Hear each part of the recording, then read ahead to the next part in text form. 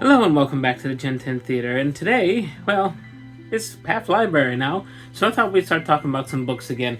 And the one I wanted to talk about today was The City of Ember.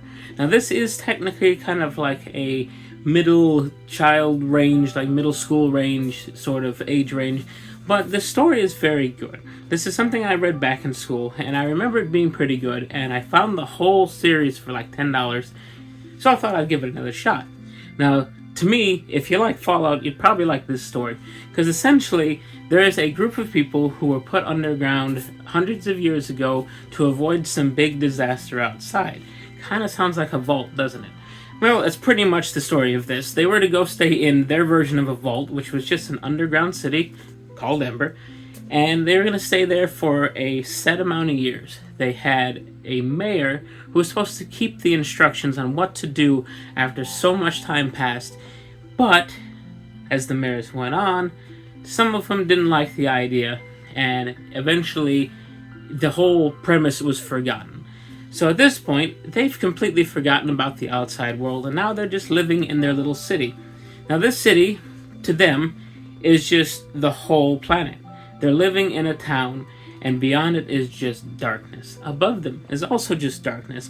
The only lights they have are coming from the light bulbs that light their city. They're all kind of like an ember color, and that's pretty much everything that they have.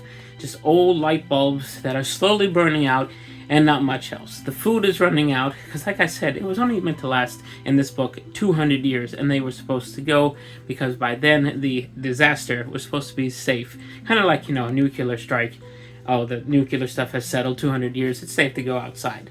But at this point in time, the citizens have no idea what's going on, and the mayor is not really interested in figuring anything out. He's saying, yes, we know we're running short on some things, but we have a plan. But nobody really knows what his plan is. So, day-to-day life continues. In this world, when you graduate from school, you get assigned a job. You don't get to pick a job. You get assigned your role. And in this book, we have two main characters. We have Lena and Dune, who are two kids who are just graduating from their school. In this world, you graduate at 12, which it is what it is. And they get assigned their jobs. Now, one of them, Lena, has always dreamt of being a messenger, where you give her a message, she runs across town, finds the person, says the message, gets a new message, so on and so forth. Dune, however, wants to work on the city's infrastructure. Now, funny enough, they get each other's roles and decide to meet up after class and say, let's just switch spots. You want a messenger, you take that. You wanted what's called the pipeworks, you get that. So they go about their lives. Dune is down in the pipeworks. He's trying to figure out how things work. He's looking at the town generator, which is being run by a powerful river that's running through what they consider the underground part of town. Lena is off doing her messages, and one day she comes home to find that her grandmother, who's starting to lose it, is cleaning out their closet, and the little sister, who's about, they never really said, I'd say maybe 1 or 2 years old, is chewing on some paper, and she's like, oh no, don't eat that. She takes the paper, and she realizes there's a message on this paper. But in this world, there's really only handwritten messages, except from the people who created their world, called the Builders. The Builders had some fancy writing system, which is just typed print, that they find on most of their canned foods and on this document. Now, the document is pretty torn up. She really can't read what's happening. So she keeps it, she tries to piece it together, she's slowly trying to figure out certain words, and she goes around town trying to figure out, hey, do you happen to know what this means? And they're getting closer and closer as the story goes on. Now, things are getting much worse. As I said before, the whole town is lit up by light bulbs, and eventually the generator that's powering them is getting worn out. Now, this has been over 200 years. This generator is very worn out, and it's starting to cause blackouts. So the people, including Dune and Lena, are very concerned. This future is not going to sustain us. This town is dying. We're running out of food, running out of supplies. People are really starting to get nervous. So Lena believes, based on a dream she had, that there's another town somewhere where the sky is blue and the people have light that is bright and everything is good to go. Everybody has food. And she's starting to think that maybe this paper she found is instructions on how to get there. She's thinking there's a door. So she tries to convince Dune to look down in the pipeworks. Is there a door down there? Is there maybe something hidden? And he says, yes, there is a door. I found this door. So together they go down there. and they see it's in a dark tunnel. It's roped off, saying that there was a collapse, when really there was no collapse. And one day they notice somebody coming out of it. So they know there is a secret door. So this instruction paper must be for this secret door. So one day they go back to look at this door, and it happens to be unlocked. And when they open it, they discover that inside is not the other city that they were dreaming of, but instead it's a bunch of food and supplies and the mayor, who's been hoarding all of it this whole time. So they feel kind of defeated. They're trying to figure out this document, and they consult other people. If this isn't the door, then what door are we looking for? Well, other people start giving them little pieces where somebody might notice, hey, this word right here that's missing these letters could be this. Well, eventually, from enough input, they figured out the whole thing. They found that there should be a rock with the letter E on it, and the E stands for egress, which also means exit. So while they're trying to find this E, they decide they're going to turn in the mayor so everybody, at least in the meantime, can have all the food back.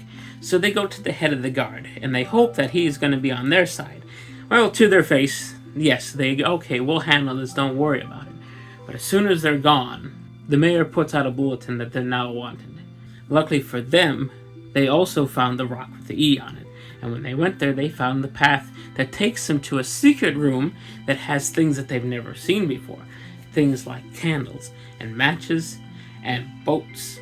Yes, boats to go down the river. The way out of town was no door this whole time. It was in fact to go down the river.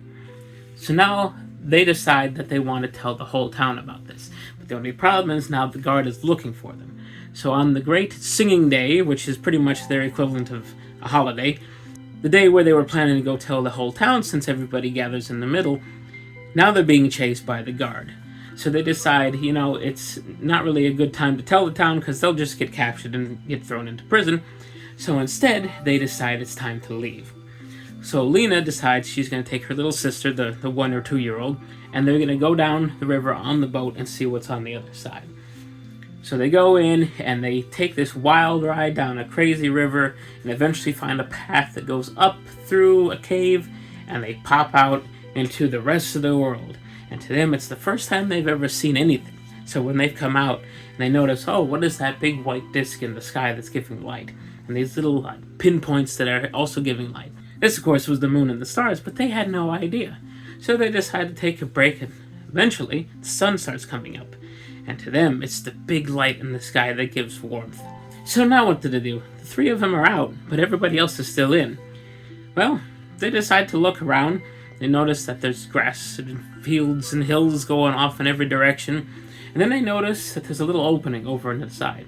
And when they go to look at it and look down into it, they realize there's a little light coming from the bottom. And down there in this deep cave is their town. And they decide, we're going to try to save them. So with a note that they had written, they tied it up in a shirt and sent it straight down into the cave, hoping somebody would find it. And that's where it leads into book number 2, which book number 1 was so good, I've already gone in about a third of this one. So yeah, this book was very fun. It does definitely remind me a lot of Fallout. I believe this may have came out before Fallout 3, and I don't know about the first 2, but same sort of thing. Some unnatural disaster happening outside from some war or something that's going on. People being locked away so they hopefully can live another day. It's a great book, and honestly it's very short. It's about 270 pages, but the print on it is fairly large, I'd say, compared to some other stuff. And you can get through it in a couple of days if you really wanted to. So I highly recommend it, and I'm excited to continue on with book 2, which takes place right after. At first I thought this was sometime in the future, but by the 3rd page in you realize this is only a few days later. So it's a great series so far. I hope you enjoyed, and I'll see you next time.